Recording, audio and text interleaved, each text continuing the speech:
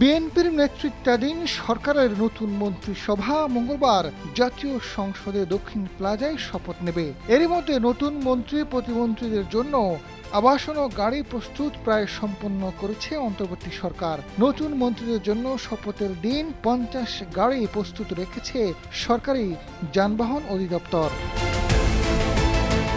গৃহায়ন ও গণপূর্ত মন্ত্রণালয়ের এক জ্যেষ্ঠ কর্মকর্তা জানিয়েছেন, মন্ত্রীদের জন্য রাজধানীর বিভিন্ন এলাকায় 40টি বাড়ি প্রস্তুত রাখা হয়েছে।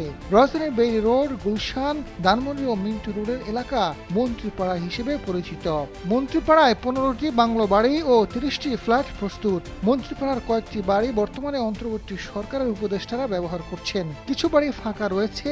যেসব বাড়িতে সংস্কারের প্রয়োজন সেখানে হাইজেনিক ওয়াশ, বাথরুম ফিটিং পরিবর্তন ও রঙের কাজ করা হবে।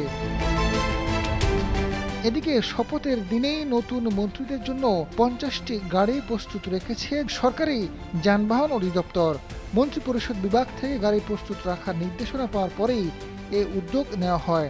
রাজধানীর আব্দুল গনি রোডের যানবাহন অধিদপ্তর মিলনায়তনে দেখা গেছে, অন্তর্বর্তী সরকারের উপদেষ্টারা ব্যবহৃত গাড়ি সহ মোট 50টি গাড়ি পরিষ্কার পরিচ্ছন্ন করা হচ্ছে।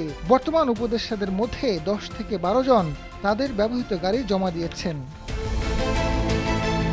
যারা নতুন সরকারের আমন্ত্রণ পাবেন তাদের বাসা থেকে বঙ্গভবনে নিয়ে যাওয়ার জন্য এসব গাড়ি ব্যবহার করা হবে। ভিভিআইপি প্রোটোকলের সব সময় কয়েকটি অতিরিক্ত গাড়ি প্রস্তুত রাখা হয়। যে কোনো গাড়ি নষ্ট কিংবা দুর্ঘটনায় পড়লে বিকল্প গাড়ি পাঠানো যায়। বেশিরভাগ গাড়ি ক্যামরিন ও লেঞ্জার ব্র্যান্ডের।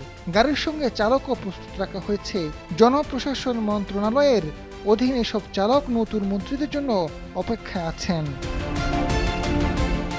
আজাদ ফারুক, সময়ের আলো।